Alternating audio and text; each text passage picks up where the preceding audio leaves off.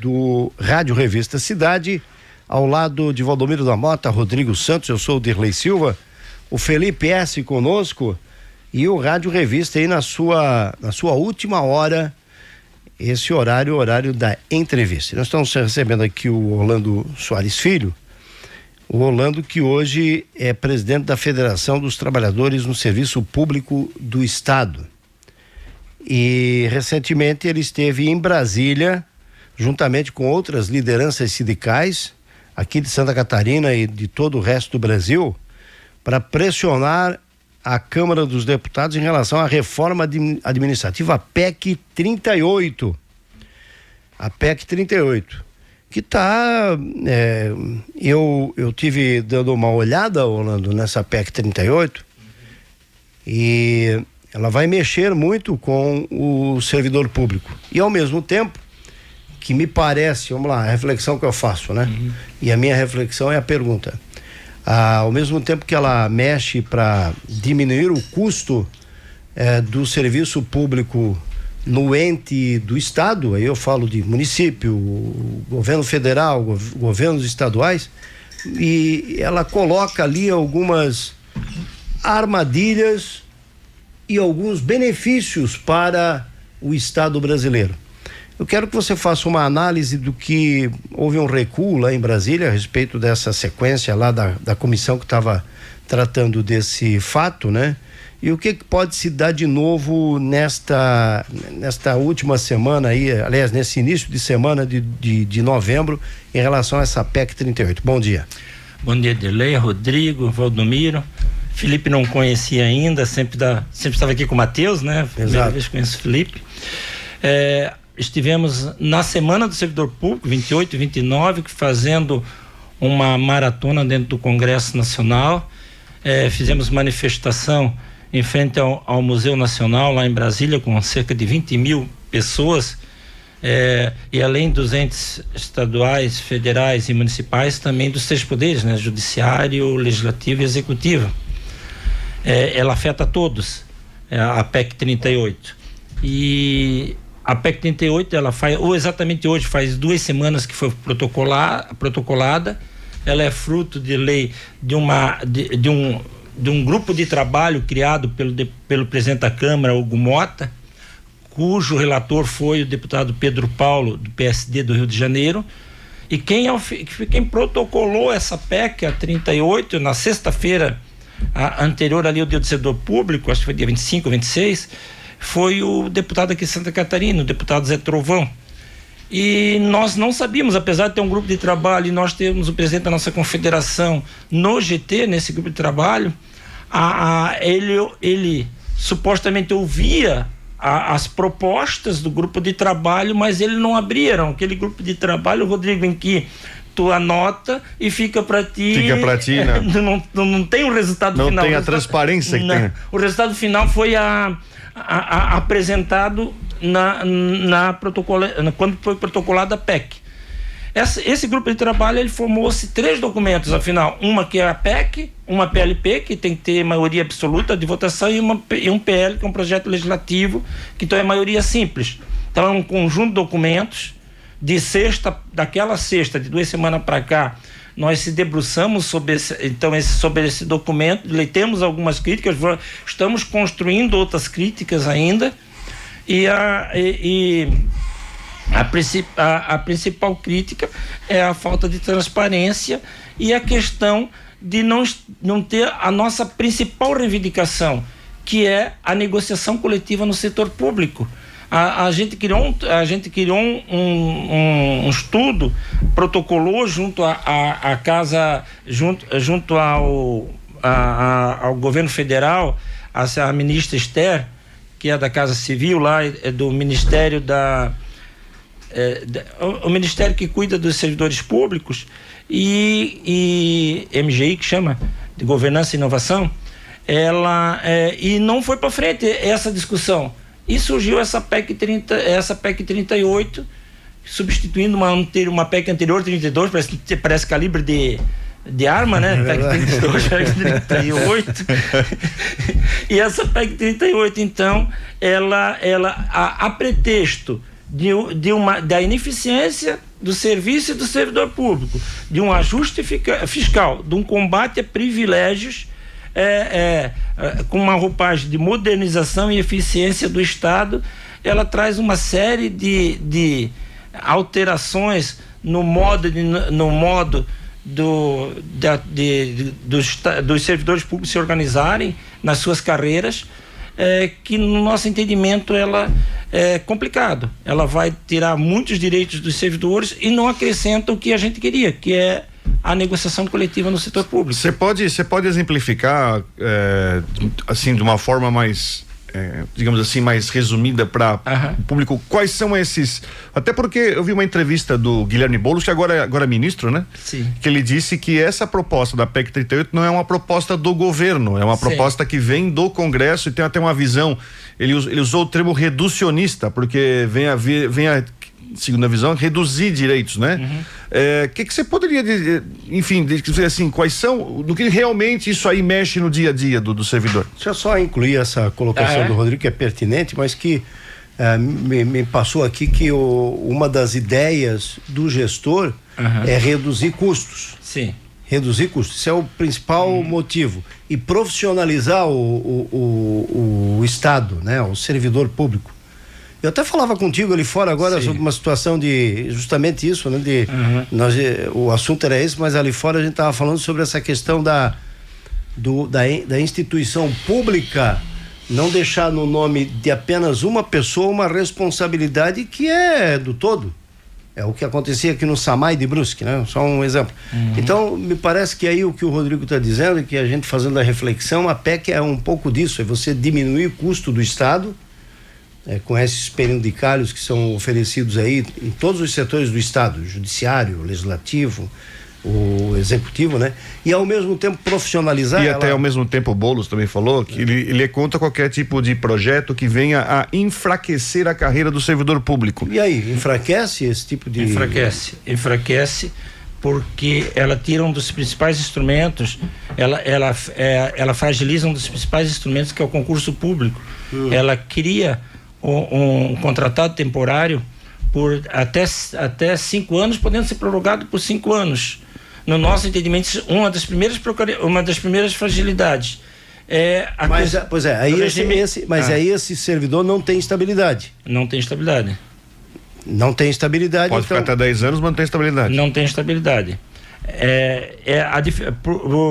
Por que ela fragiliza o serviço público? Do ponto de vista dos regimes próprios de previdência, nós já vamos ter um problema fiscal. Então, a ineficiência em tese fiscal já aumenta, porque o governo corre um risco de colocar dinheiro bom para pagar cobrir aposentados, porque ao contratado de forma temporária, ele não entra num regime próprio de previdência, como é o caso aqui de Brusque.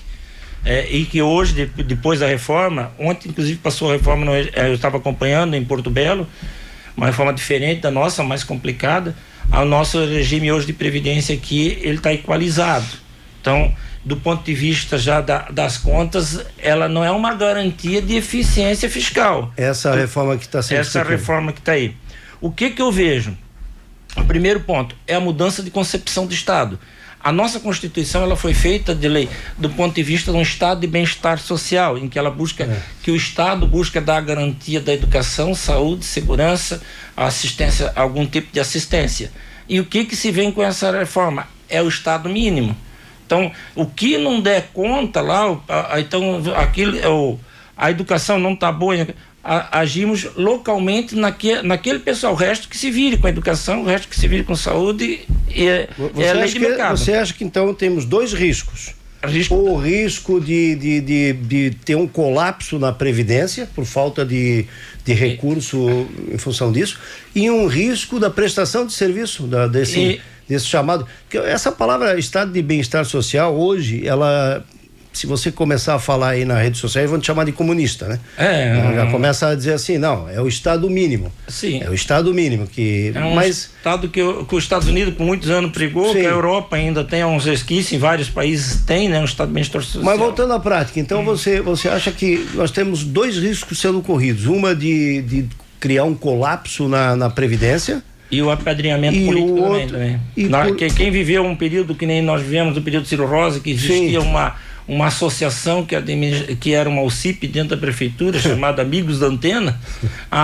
Tu sabe o que é tu pegar um papelzinho e dizer, contrata esse aqui, vai lá nos Amigos da Antena, e o cara no outro dia estava trabalhando lá dentro, e no final da tarde fazendo churrasquinho na casa do apadrinhado político, né? Mas desses riscos aí, qual é o mais grave, Rolando? É o não prestar mais serviço para a população ou o colapso a precarização do serviço público?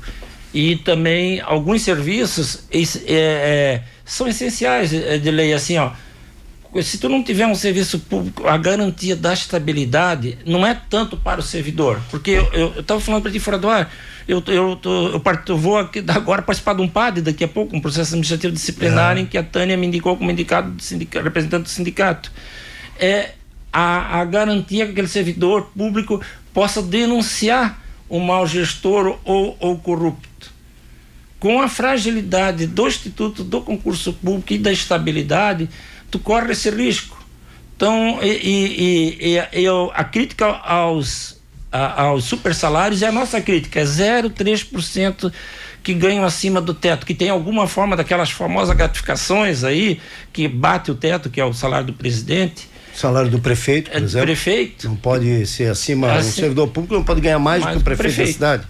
E tem muitos lugares a dificuldade. Nos municípios não tem, é difícil tu encontrar super salários nos municípios.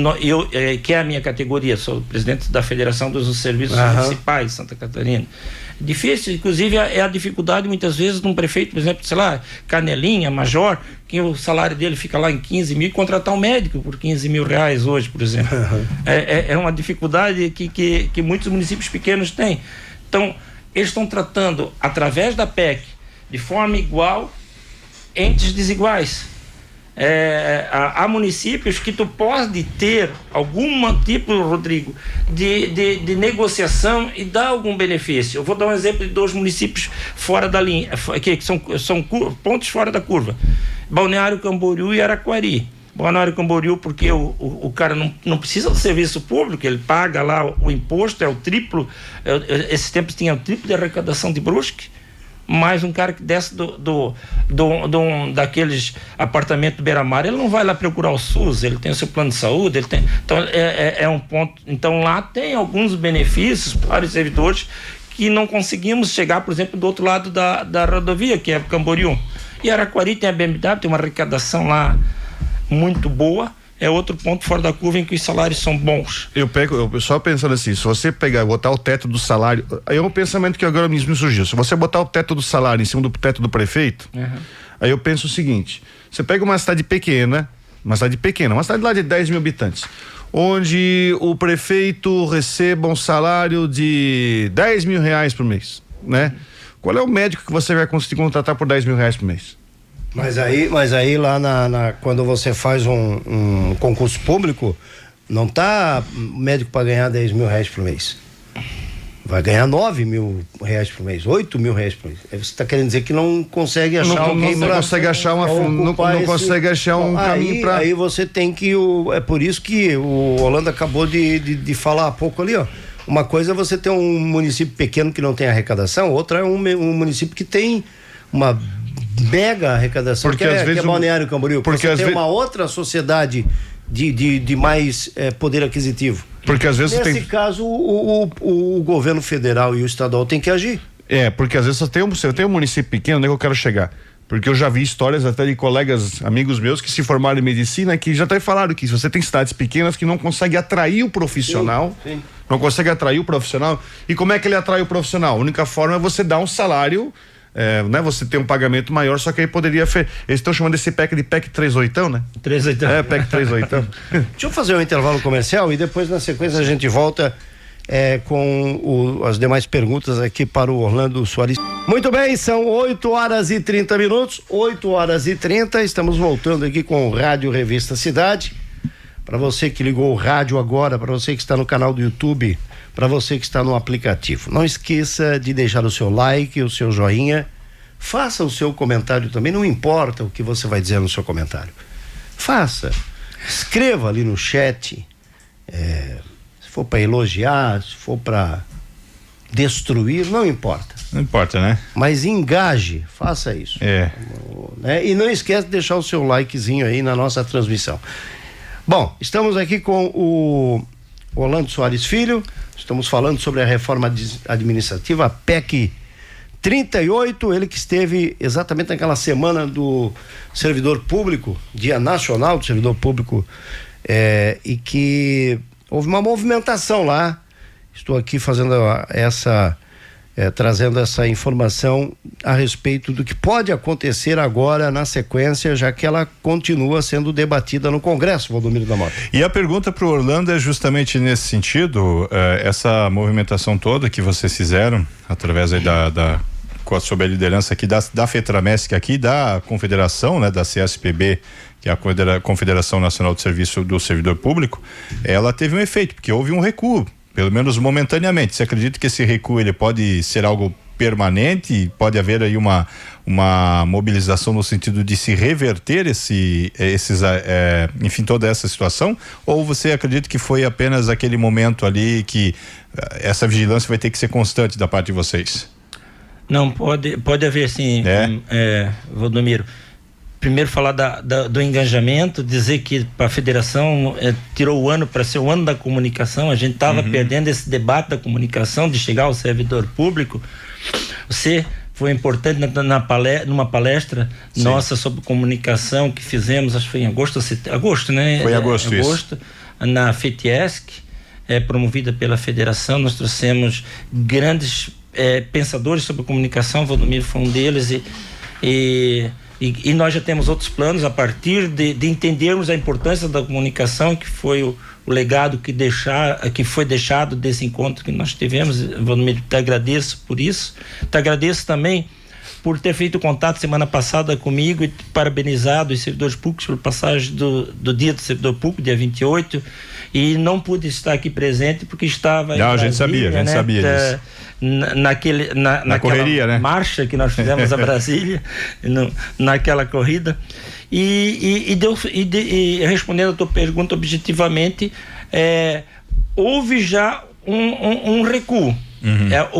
Foi protocolado com o número mínimo de deputados, que tem que ter 171 assinaturas para ela poder ser protocolada. No dia seguinte, isso foi na sexta, no dia útil seguinte, na segunda-feira, houve um recuo de 10 a 12 assinaturas de deputados, 10 na segunda, na terça a gente estava com 12 deputados que tiraram a assinatura das 171, que disseram que fizeram, assinaram com um pedido por atender um pedido especial do presidente da casa, Hugo Mota. Nós conseguimos, também acreditamos como responsável também um pouco por esse recuo, porque como a gente transita nas diversas áreas políticas de Santa Catarina, a gente conseguiu com o ex-presidente da FECAM um contato em Brasília com o Fábio Chiochetti, um deputado Fábio Chiochetti, que é do União Brasil, e ele nos atendeu no gabinete hoje ele preside uma das comissões mais importantes do Congresso, que é a Comissão de Ética, do Congresso. Nos recebeu no gabinete da presidência, e fez uma avaliação para nós.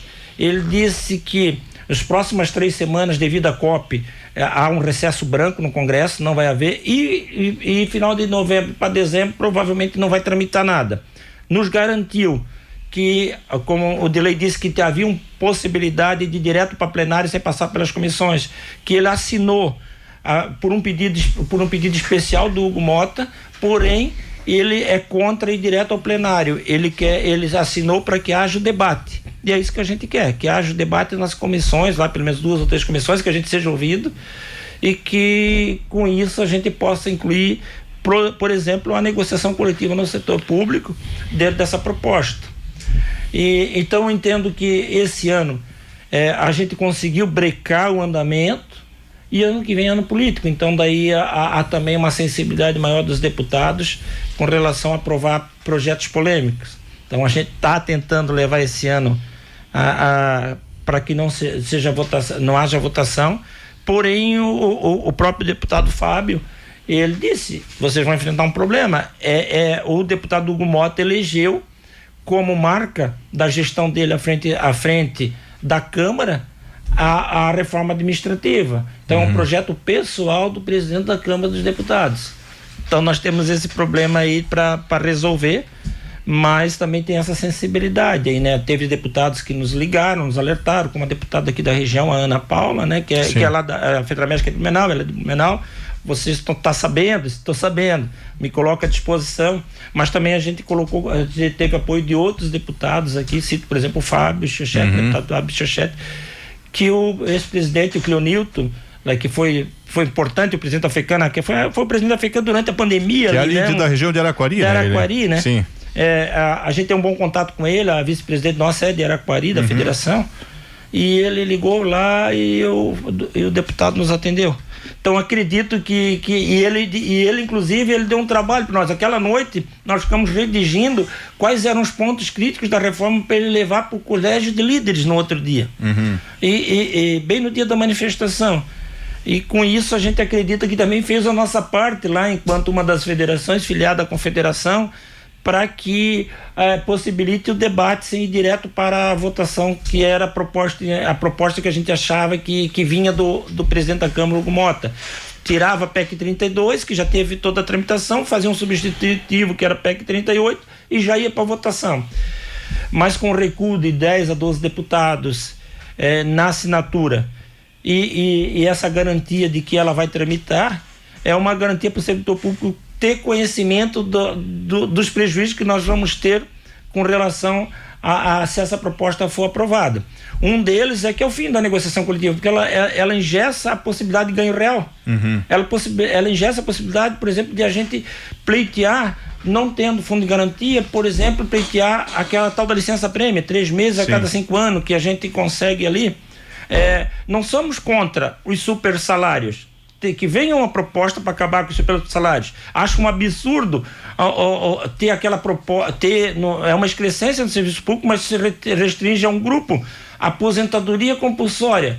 Tu rouba no serviço público, qual é o teu prêmio? Aposentadoria compulsória. O super salário, aposentadoria compulsória. Férias de 60 dias. Me diga alguém na prefeitura de Brusque que tem férias de 60 dias. Não tem. Não existe. Não existe. Existe, a única que tem um pouco de diferenciado é o 30 dias do professor, mais o 15 dias de recesso, mas ele está engessado que ele não pode pegar férias em nenhum outro período do ano que não seja as férias ali de janeiro. Então, tem esse recesso ali de meio de ano de uma semana. Uma semana no meio do ano, uma semana no final. Que eu acho que isso não é nem privilégio, é uma forma do professor respirar, que tá. Eu sou. Só quem está em sala de aula sabe como é que é, né, Orlando? Exatamente, né? Nessa época do ano, quem é esposa de professora sofre. Ou, no caso, a esposa de professor. Sim. Né? Agora, então, a ideia vocês trabalham, não é nenhum tipo de negociação, é enterrar de vez a PEC. Nos termos que está hoje, eu concordo e assino embaixo com o discurso do nosso presidente. Ela é imprestável. Isso é para nada, não tem nada que você pode dizer assim. Não posso dizer. Há possibilidades de discutir o super salário, de discutir as férias de 60 dias e aquela aposentadoria compulsória, sem precisar dessa PEC. Entendo que do jeito que está, ela é só um motivo para nós invertermos a visão de Estado. Nós saímos de um Estado que busca uma educação de qualidade, uma saúde de qualidade, uma prestação de serviço ao cidadão, para ser um Estado mínimo. Vamos socorrer só os extremamente necessitados, o resto vira mercado. É esse o objetivo da PEC na nossa visão. Orlando, e você acredita que você falou ainda há pouco de eleição do ano que vem? É uma eleição justamente que vai ter cargos aí federal, os deputados federais enfim, vão estar no palco. Isso tende a facilitar um pouco essa tentativa realmente de sepultar, vamos dizer, pelo menos esses pontos aí da PEC, né? Se não a própria PEC, já que é uma bandeira do presidente Hugo Mota, né? Que eu acredito que obviamente também vai se tratar de uma outra maneira. Você acredita que é o momento para se tentar realmente fazer um trabalho no sentido de enterrar ela de vez? Acho que sim, acho que sim, porque a experiência demonstra isso. A PEC 32 que eu tinha falado antes, ela não era de um projeto legislativo, de um GT, ela veio do governo federal. Até tinha aquela gravação do ministro Paulo Guedes, que disse que ia botar uma granada no bolso do servidor. Era essa PEC 32. E quando chegou o ano eleitoral, no último ano, a PEC ficou lá em stand-by, ela não avançou. Então, pela experiência da PEC 32, a nossa esperança é que haja mais debate e não haja uma tramitação legislativa assim do jeito que está na PEC 38 em ano eleitoral. Orlando, até para a gente encaminhar, você que está na federação circulando por todo o estado, né? Como é que está essa relação nos municípios hoje? Já que a gente tem visto aí,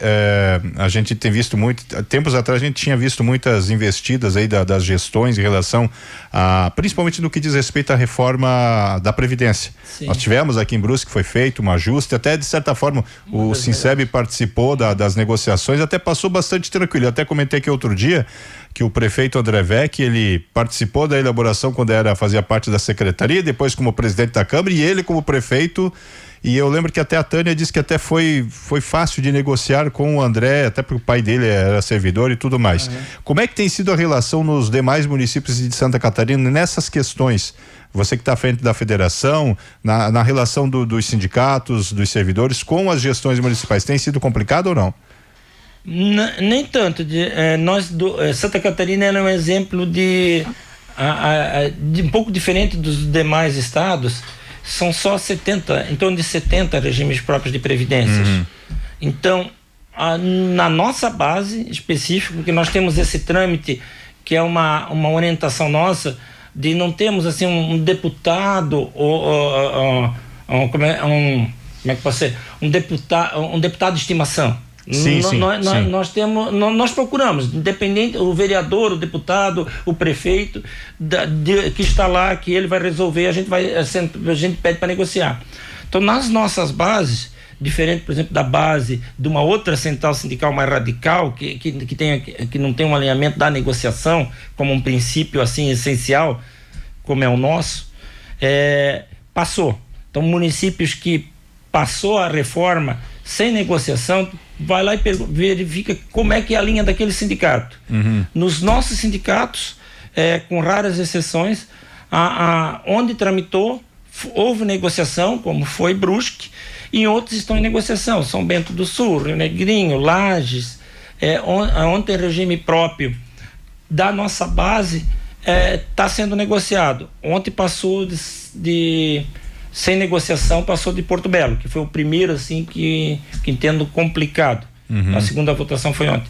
Mas essa tá ou não está tramitando no momento, não fizeram a reforma ainda, porque com a mudança de governo federal deixou de ser uma cobrança obrigatória a reforma da Previdência.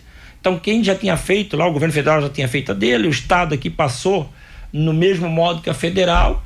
Nós aqui tivemos uma negociação, então tem um processo de transição de 20 anos para se adequar à nova reforma. Quem estava, mantivemos o 80% da média, mas se passar do jeito que está a federal e a estadual nos municípios, compensa terminar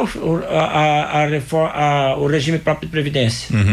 Porque nós temos que pagar 14% hoje, e a grande maioria dos nossos servidores pagam aí na faixa dos 3 mil, e tem salário de 3 mil, a média salarial não chega a 4 mil, somando a média, né, dos servidores. Então, se for para o INSS, não precisaria pagar 14%. Então, nós estamos pagando mais para se aposentar com as mesmas regras do INSS, se vier a reforma. Então, a nossa avaliação é que a gente está conseguindo negociar, Valdomiro. Então, onde que a gente tem base? Muito bem, Orlando, te agradecer pela disponibilidade de bater esse papo, penso que é importante, bom tê-lo aqui, né, novamente, né, fazia tempo que você não aparecia mais por aqui, né, mas, porque sempre nós temos aqui uma audiência muito grande entre a classe dos servidores públicos e eu penso que essas informações são importantes, são pertinentes. Obrigado, Orlando.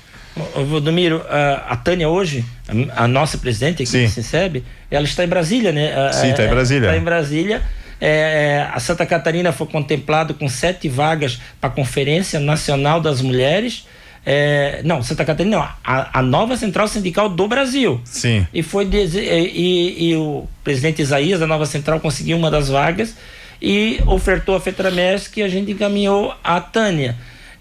Então está lá discutindo políticas para as mulheres.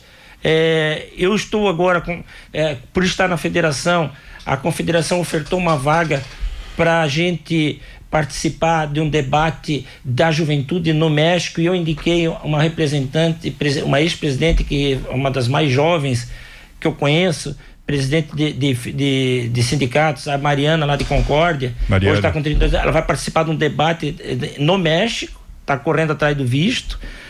Também consegui indicações para participar de um curso de capacitação do Diese, são 80 vagas no Brasil, concorridíssimo, para 2 vagas em Santa Catarina. Então, a nossa participação na FETRAMESC possibilita isso, possibilita a gente tá melhorando ainda mais um dos melhores movimentos sindicais de Santa Catarina, que é o de Brusque.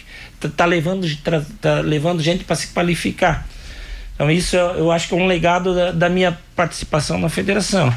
De resto é agradecer, dizer que a gente não está tão próximo aí do servidor público como gostaríamos de estar quando éramos presidente do sindicato, mas estamos juntos. Chamando, a gente tá por aí. Correndo para lá e para cá, né? Obrigado, Orlando. Obrigado. Um abraço então pro Orlando Soares Filho.